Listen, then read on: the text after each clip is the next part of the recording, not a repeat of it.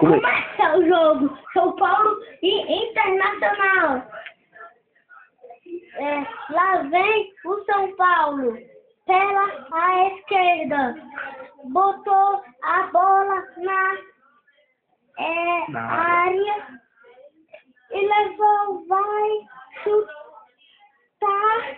E do São Paulo. Cortez cruzou na área e a bola mandou por fundo do barbante. Pro São Paulo, 0 pro Internacional e é gol. 2 pro São Paulo e 0 pro Internacional e venceu o São Paulo. 2-0 para o São Paulo.